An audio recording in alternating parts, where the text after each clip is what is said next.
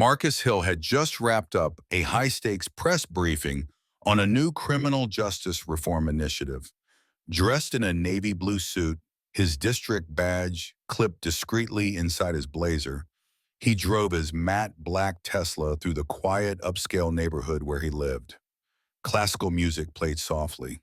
It was a rare, peaceful moment. As he signaled to turn onto his street, a police cruiser suddenly pulled out from behind a parked SUV and began tailing him closely. Marcus muttered to himself, "Here we go again."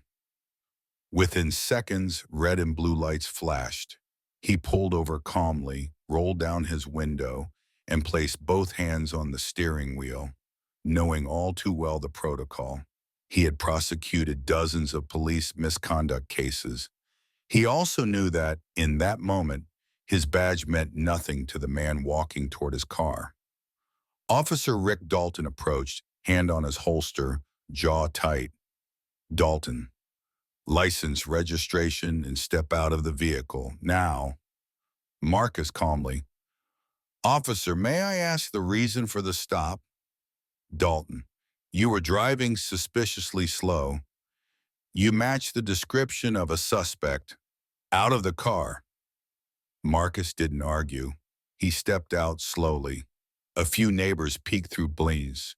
One older woman was already recording on her phone. Dalton, mocking tone, "Nice car, yours?" Marcus, "Yes, purchased legally, registered to me. You're welcome to check."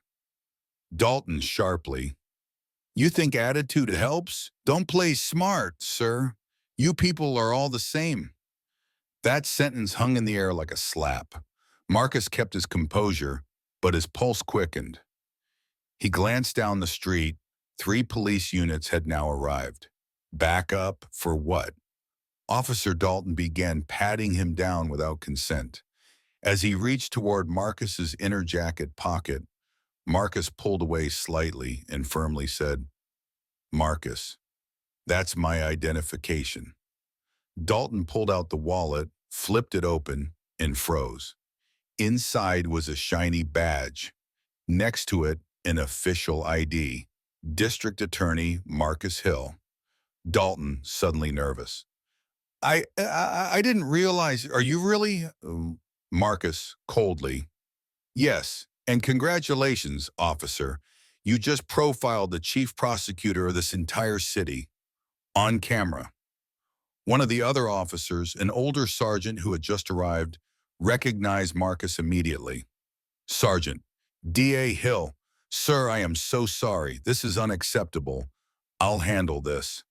Dalton stepped back, visibly shaken. His hands slowly moved away from his holster. Sweat was now visible on his brow.